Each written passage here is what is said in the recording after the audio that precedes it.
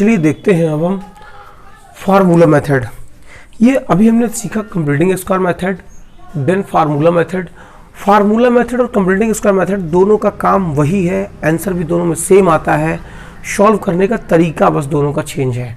वैसे formula method एक easy method लगती है बच्चों को, जब कभी हम किसी फैक्टराइजेशन वाले क्वेश्चन को जिसमें हमें स्प्लिट मिडिल टर्म करना हो और यदि हम उसे करने पर हमारा दिमाग काम नहीं कर रहा कि हम बीच वाले नंबर को क्या ले लें, उस कंडीशन पर यदि आप फार्मूला मेथड यूज करते हैं तो आपको काफ़ी सरल तरीके से बिना किसी दिक्कत परेशानी के आपको क्वेश्चन उसके रूट यानी x की वैल्यू निकाली जा सकती है। तो हम देखते हैं फार्मूला मेथड और उसमें कैसे क्या करेंगे। तो जैसा हमने अभी देखा कि कंप्लीटिंग स्क्वायर मेथड हमने देखी, तो कंप्लीटिंग स्क्वायर मेथड या फार्मूला मेथड या फैक्टराइजेशन मेथड में सबसे पहले हम उसे चेक कर लें क्या उसके रूट रियल है या नहीं है।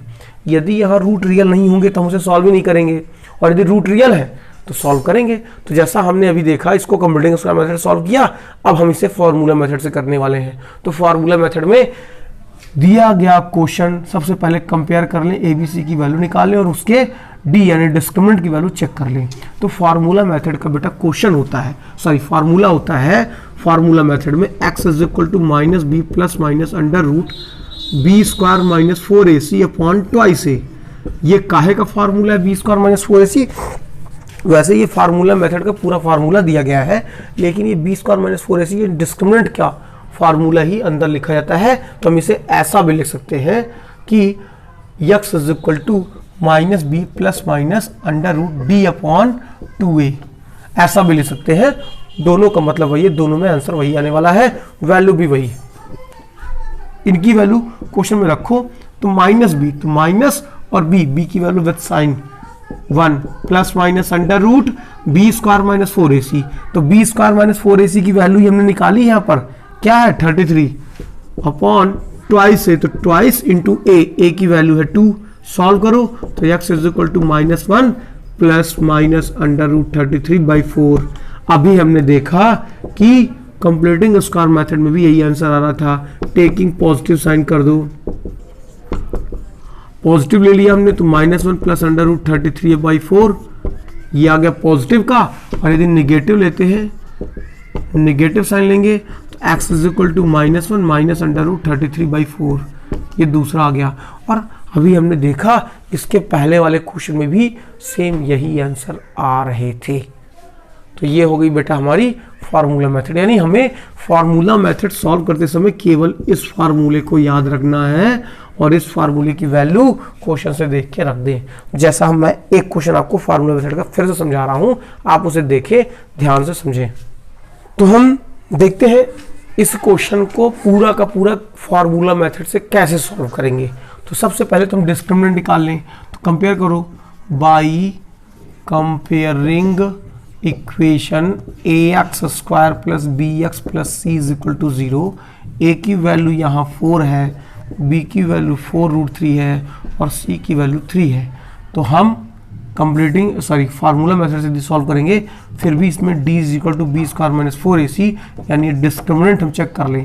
डिस्क्रिमिनेंट चेक करने से हमें ये पता चल जाता है कि क्या इसके रूट रियल है या नहीं है। तो हमने देखा इस 4√3 का स्क्वायर कैसे करेंगे। तो 4√3 का स्क्वायर करने का तरीका होता है 4 का स्क्वायर करो, 4 का स्क्वायर 16, √3 का स्क्वायर तो किसी √3 का स्क्वायर यानी किसी भी नंबर का स्क्वायर करेंगे, अंडर रूट वाले नंबर का स्क्वायर करेंगे तो रूट से स्क्वायर से रूट हट जाएगा, केवल नंबर आएगा।